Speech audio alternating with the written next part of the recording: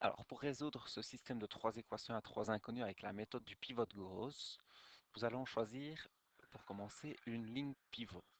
Comme vous le constatez, il n'y a pas de coefficient d'une inconnue qui vaut 1, donc on peut choisir la ligne pivot de notre choix.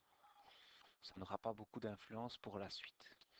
Je vais me décider pour choisir la ligne pivot où on a un coefficient de x qui vaut 2, donc la deuxième. C'est un choix personnel. Je vais numéroter les lignes puisque ça facilite la suite de mon raisonnement. Je choisis comme ligne pivot la deuxième. Cela signifie que mon nouveau système aura une deuxième ligne qui reste complètement identique, 2x plus 3y moins 4z égale moins 5. Par contre, je vais faire en sorte de ne plus avoir, j'ai choisi la variable x dans la première et dans la troisième ligne en utilisant une combinaison des lignes pivots. Donc ma nouvelle ligne 2 n'a pas changé. Pour trouver ma nouvelle ligne 1, je vais me baser sur mes lignes de départ. Je vais prendre deux fois la première ligne 1 et retirer trois fois la ligne 2 qui était en noir. Pourquoi deux fois la ligne 1 moins 3 fois la ligne 2? Ça me permettra d'avoir 2 fois 3x moins 3 fois 2x. Je n'aurai plus de x. Donc je vais multiplier tous les termes de la ligne 1 par 2 et retirer 3 fois tous les termes de la ligne 2. J'obtiens alors 2 fois 3x, je l'ai dit 6x, moins 3 fois 2x, 6x, je n'ai plus de x. 2 fois plus 4y, ça fait 8y, moins 3 fois plus 3y, ça fait moins 9y. J'ai donc moins 1y, autrement dit moins y. Au niveau des z, 2 fois moins 5z, ça fait moins 10z. Moins 3 fois moins 4z, ça fait plus 12z. Ce qui me fait un total de plus 2z. Et dans le membre de droite, 2 fois moins 6, ça fait moins 12. Moins 3 fois moins 5, plus 15. Moins 12 plus 15, ça vaut 3. Pour trouver ma nouvelle ligne 3, je peux, puisque 2x et moins 2x sont opposés, je peux simplement faire la ligne 2 de départ plus la ligne 3 de départ. Ainsi, au niveau des x, j'ai 2x plus moins 2x, je n'en ai plus. 3y plus 3y, ça me fait 6y. Au niveau des z, moins 4z plus moins 4z, ça fait moins 4z moins 4z, autrement dit moins 8z. Et je calcule moins 5 plus 3, j'arrive à moins 2. Je dois maintenant choisir une ligne pivot entre la ligne 1 et la ligne 3. Comme je constate que dans la ligne 1, le coefficient de y est moins 1, je vais m'en servir. Ça me facilitera la tâche. Donc ma nouvelle ligne pivot est la première ligne. Dans mon système équivalent, j'ai donc toujours la deuxième ligne à laquelle je ne touche pas puisque c'était le pivot de ma première étape. Et ma nouvelle ligne pivot, la première, ne changera plus. Je garde moins y plus 2z égale 3.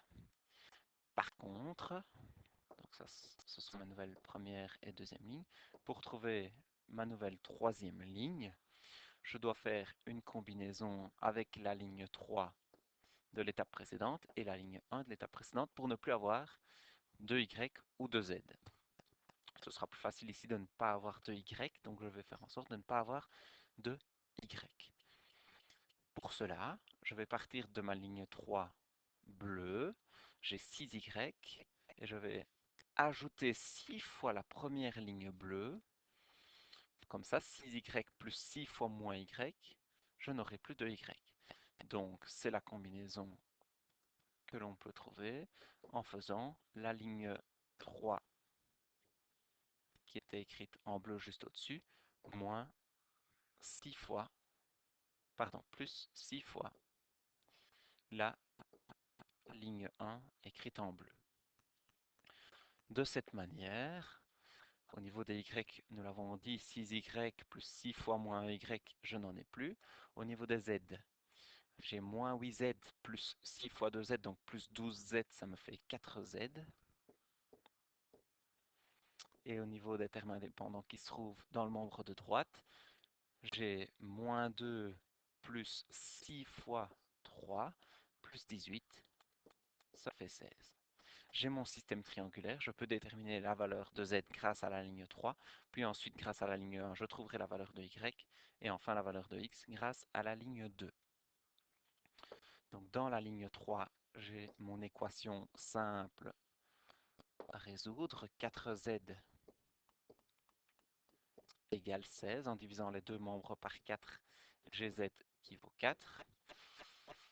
Dans ma ligne 2, je n'ai pas encore assez d'informations. Par contre, dans la ligne 1, puisque je n'avais que y et z comme inconnus et que désormais je connais la valeur de z, je vais remplacer z, oui, ici, par sa valeur 4 que je viens de trouver. Je peux donc écrire moins y plus 2 fois 4 égale 3. Moins y plus 8 égale 3. Moins y est donc égal à 3 moins 8. Moins y égale moins 5, ce qui signifie que y est égal à 5. Et enfin, grâce à la deuxième ligne, puisque je connais la valeur de z qui est 4, de y qui est 5, dans cette égalité, je vais remplacer z et y par leurs valeurs respectives.